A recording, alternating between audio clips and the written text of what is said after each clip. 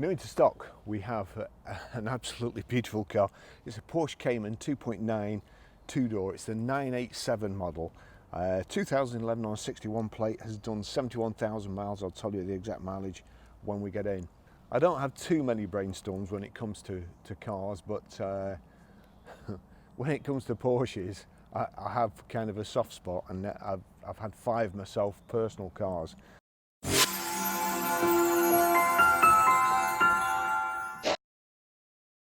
Fuel economy, urban 20.5, extra urban 40.9, combined is 30.1. It's got a 0 to 60 time of 5.5 seconds, a top speed of 165 miles per hour, and a 265 brake horsepower 24 valve engine. The MOT is till the 8th of the 6th 2020. 6 months road tax is 178.75, 12 months is 325. So I'll just show you around the car. And first of all, even though it's only a sports car, you probably think there's not too much room. We have with it being a mid-engined vehicle, we've got plenty of luggage space there, as you can see. You get a couple of bags in there at least. It's electric release inside the car, or you can do it from the key as well. If you press down on the Porsche badge, you don't get knuckle dents in the car either. So we've got xenon headlights, daytime running lights, the little lip spoilers there, finished in Porsche red, of course, guards red it used to be called. I'm not sure what it's called now. We've got 5-spoke alloy wheels, vents in the back here. So again, with the boot, there's either a switch inside the car, just on the sill at the driver's side, or you can open it from the key. There you go. That's flips open. The boot spoiler you can deploy from inside the car, or it comes up, I think, at 70 miles an hour. Bit of a giveaway to the cops, so I don't know whether you should have it up or not. Plenty of room again in the back. I've got 2 big camera cases here, various other things. There's engines in here, there's the cover, so there's room to put stuff on the back as well behind the driver's seat. Probably obscure your vision, but not too bad.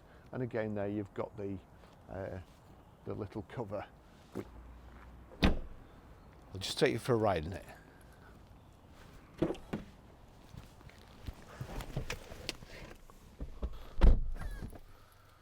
Proper key, proper ignition lock, proper sports car. I'll cut the history in to the description. We've got a couple of the invoices there, and then we've got a full printout showing what's been done recently. I think it's had discs and pads. We'll just put that somewhere safe and out of the way. Now also I will show you probably one of the best things that's happened to the motor trade in recent years, vcheck.uk. There is a loophole where insurance companies aren't notifying me after that cars have been written off. They've been sent to salvage auctions, they've been sold to unscrupulous dealers, or in my opinion unscrupulous dealers and unscrupulous privates. They're repairing them, putting them back on the road, and then they're not showing as HPI, or they're not showing as insurance write-offs. So you see here other checks. VCheck checks the salvage auctions, and that's a pass on this car. And I have seen many dealers being caught out with this recently. It seems to be happening more and more, and there's some scary figures knocking about as to how many of these unrecorded write-offs there are on the road, and how many have been sold in the last 2 years. I've heard figures quoted in the thousands. So whatever you do, whoever you buy the car off, whether it be a dealer, a private, make sure you also check it on vcheck.uk. Right, that's that warning over. I can assure you this one's all right, but I'd still urge you to check it yourself, no matter who says it's okay. do it yourself. Manual Cayman, or as Jeremy Clarkson calls it, a cockster. Let's see, I'll just show you what we've got. As I mentioned before, I have a thing about Porsches, and if you've ever watched, I think it was Support Your Local Sheriff, James Garner, one of my favourite actors, and he can't help throw his money away in a gambling saloon, a casino, whatever you call it. I'm the same with Porsches. I was actually just thinking back when I said it before. It wasn't pre-scripted or anything. It's just, unfortunately, the way I am. I went to buy a car at a Jaguar dealership. I'd underwritten it, and when I got there was a silver Porsche Boxster that had just come in, and it had the green interior. I think it was called Nefrite or Nefrite or something. I'm not sure how you pronounce it. And I thought it was absolutely beautiful. It was £32,000 and was probably as much as all the stock I'd got on my forecourt at the time. I'd only been trading a few months by myself, and I bought it and run around in that for a while. But mostly it was parked up in the garage, and I decided to sell it. And I have kind of also another problem where once I've got something, if I want something, I can't wait till I've got it. I can't think of anything else. I'm fixated on it, and then when I get it, it doesn't bother me. I take it or leave it. So I sold it, and of course, as soon as I sold it, I wanted it back again. So I rang Parker & Parker at Kendal to see if they'd got anything they wanted to trade, and then he was telling me about a Porsche Boxster 550 anniversary special that was coming out, and he used unbearable sales techniques and pressure. He said, "Do you want it?" And I said yes. And it just it was a build slot, and I put every extra on it possible. And then it sat in my garage for 2 years. So, back to the car. They are beautiful. They are a proper sports car, something you can use every single day. They're more comfortable than other things, in my opinion, like Ferraris and Lambos. And of course, this is a lot cheaper. It's a price range vehicle with having done 71,058 miles. But honestly, the car is mint. It's just lovely, and it drives absolutely fantastic. If you're one of these people that likes driving with a manual gearbox, then it just doesn't get any better. It's a proper sports car. I mean, it'd be better without power steering, I suppose, and electric windows and stuff like that. I remember years and years back, we took in, I think it was a V-registered, I'll find a picture and cut it in, Porsche Targa, 911 Targa.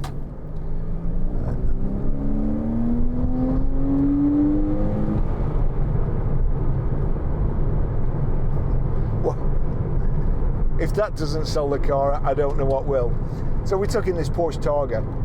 And even days before the internet, somebody was looking for one, and they rang us from Stoke, and I had to take it down. I was a fairly young lad then, and I fell in love with them there and then. It was just awesome, and I always promised myself that I would get one, and I managed to.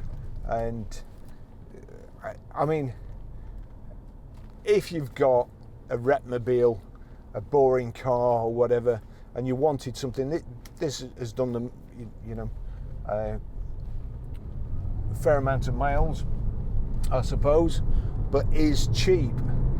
You could buy this vehicle if you were a weekend user and just keep it, and the mileage would come back in line.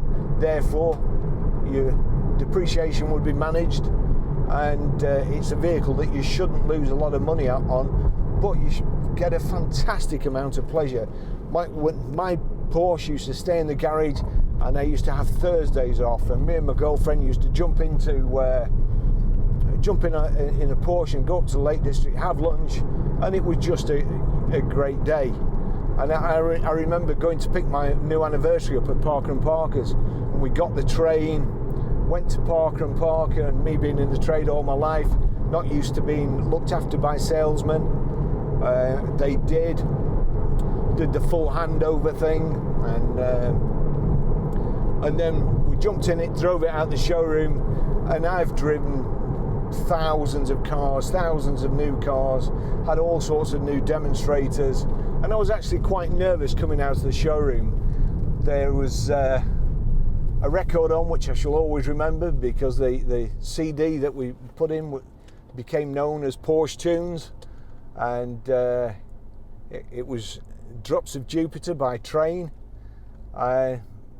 That was just a fantastic day in my new Porsche. But in all honesty, it didn't drive or feel too much different than this. It was the previous model. From the driver's seat, I think the front wings were kind of more rounded, these seem more sharp, but it feels like you've sat there and somebody's built a car around you. Very, very comfortable. The seats are brilliant. And as you can see, that chap there nearly went off the road looking at the car. It attracts a lot of attention. Yeah, but listen this. Oh. Oh. My favourite cars these days are Range Rovers. Porsches used to be my favourite until I got a bit creaky and I have to tip out of them virtually. But it's just beautiful. I'm trying to think what I can tell you about it. We'll get it in 6. We've got cruise control here somewhere. Can't remember how to switch it on. Pull it towards you. What do you do? Knock it away, knock it down, press. Ah, there we go. I managed to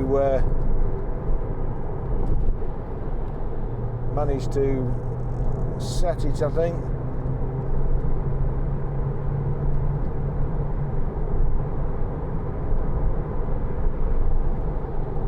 There we go.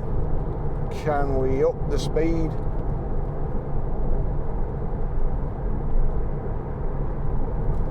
Anyway, we're in 6th gear here, doing 68 miles an hour, just less than 3,000 revs, and it will just take off from here too. Let's just drop back into this lane. So we've got heated seats here, the CD radio, height adjustable steering wheel, guy there on his phone on the motorway.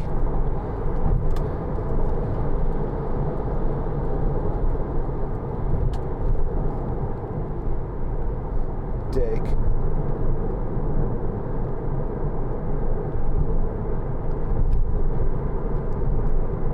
I mean, I wouldn't mind, but he's holding it up. His mother there could be holding the phone or having a conversation.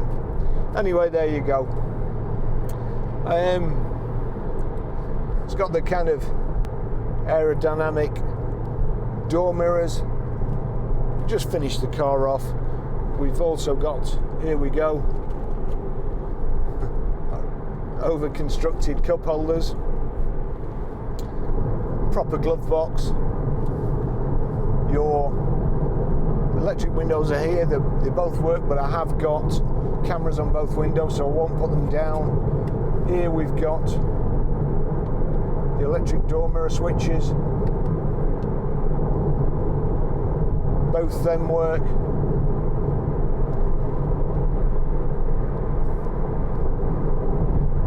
Beautiful car.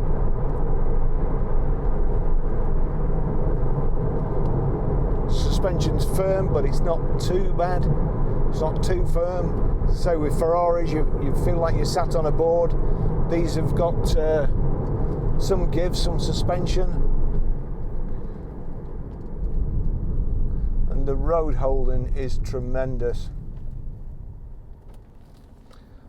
I've had 911s as well, and I always think in my opinion, I know it's changed now, but in the old days, the Boxster used to feel like being mid-engined.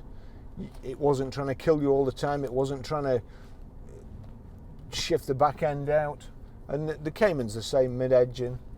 It's lovely to drive.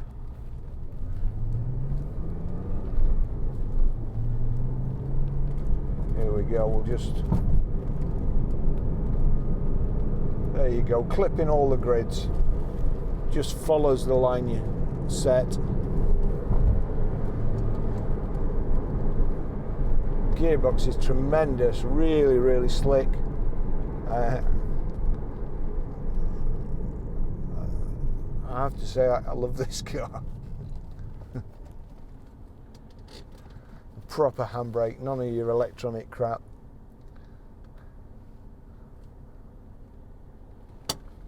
Yeah, you were a bit like there, S1 TMH.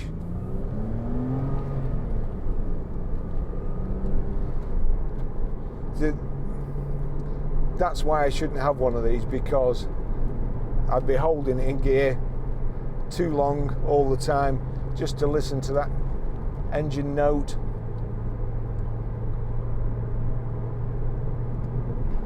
Just looking forward to going through these bends up here.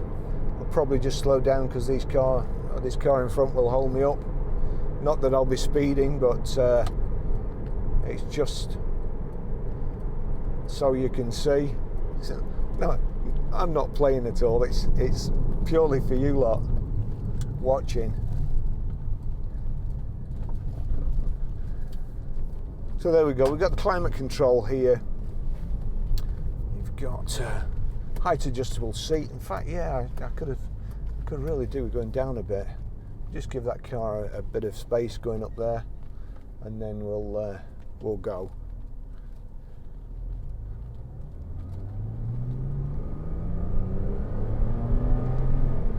Just careful not to light the wheels up there. It's a bit slippy around here at the moment. Lots of tractors. Oh, by the way, I forgot to mention, this is just as it came in. Not being cleaned yet. Lance is going to give it the treatment this afternoon.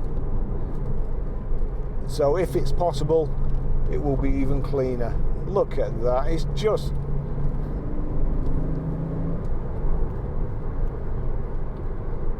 crikey. I wish I was on the Amalfi Coast in this. Or the Stelvio Pass. I must do that next year. Been promising myself for years.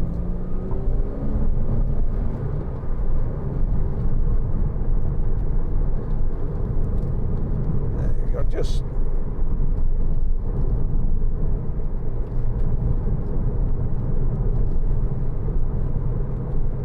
let's say the suspension's firm, but not too firm. I wouldn't say it's uncomfortable. And just going around these bends, and this is a real bumpy road. The only trouble is you just want to hit the accelerator.